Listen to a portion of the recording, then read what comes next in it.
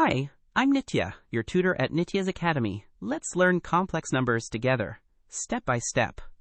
We define I as the square root of -1, which means I squared equals -1.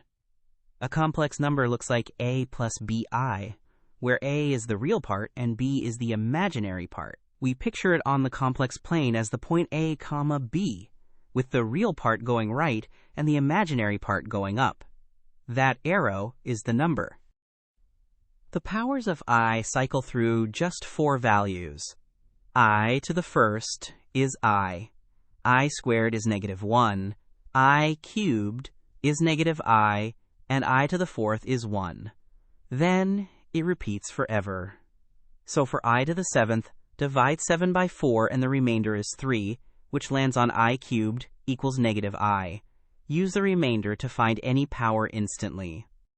Adding complex numbers is like combining like terms. For 3 plus 2i plus 4 minus 5i, add the real parts. 3 plus 4 is 7. Then add the imaginary parts.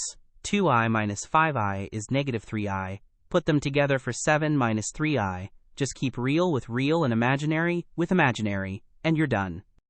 To multiply, use FOIL just like with binomials. For 2 plus I times 3 minus I, we get 6 minus 2 I plus 3i minus I squared.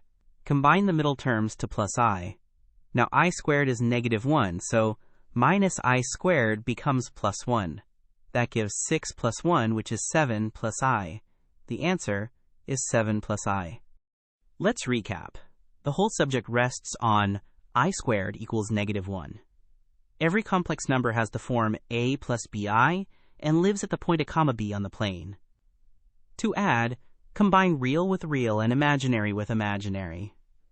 To multiply, FOIL it out and replace I squared with -1. Master that single substitution and complex numbers click.